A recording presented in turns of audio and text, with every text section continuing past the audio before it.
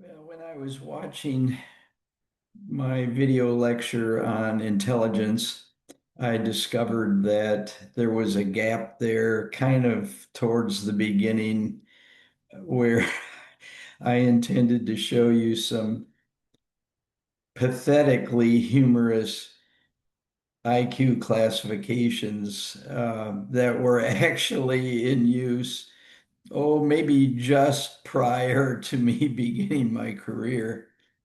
And when I went to show you the chart, not only did it not show up, but everything else disappeared. So I wanted to show it to you now. So you wonder, what was that gap all about? So anyway, let me show you my crazy chart here. Um,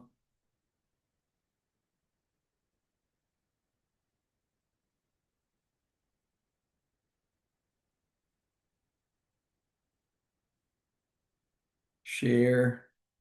Here's the chart.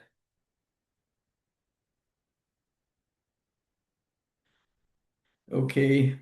Uh, so, if your IQ was 140 and higher, you were very superior, and you could probably make it in college and graduate work. And same if you had a superior IQ from 120 to 139. You know, people who go on to college, and especially those that go on to graduate school or medical school or law school or something like that, you know, they have these really high IQs.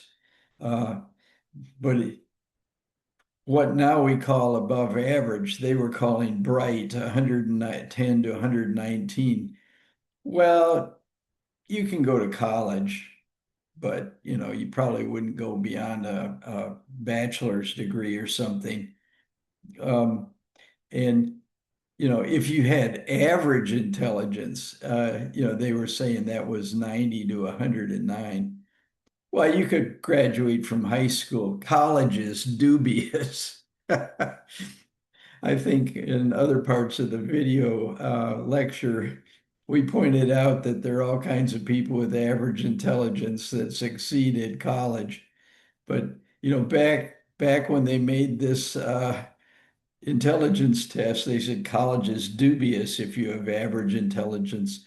And if you're 80 to 89, you're kind of destined for slow learner classes.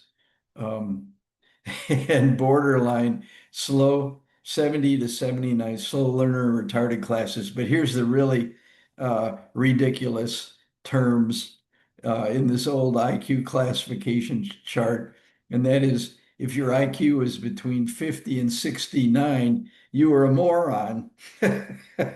And if your IQ is between 20 and 49, you are an imbecile. And you're an idiot if your IQ is 19 or less. So when one of your friends calls you an idiot, they're suggesting your IQ is 19 or less. Uh, and sadly, although this was kind of before I actually started practicing psychology, when I was in graduate school, these people that previously were called morons, we called EMRs, educable mentally retarded. And the imbeciles were called TMRs, trainable mentally retarded. And the idiots were not trainable. They were considered like bedridden kinds of cases. Isn't this pathetically sad? It's it's a little bit funny in the sense that I remember when I was growing up, people used to tell moron jokes all the time. And you hear the story about the moron who did whatever. After I moved to Texas, I discovered that those moron jokes were called Aggie jokes. And they'd say, "Hey, did you hear the one about the Aggie who did whatever?"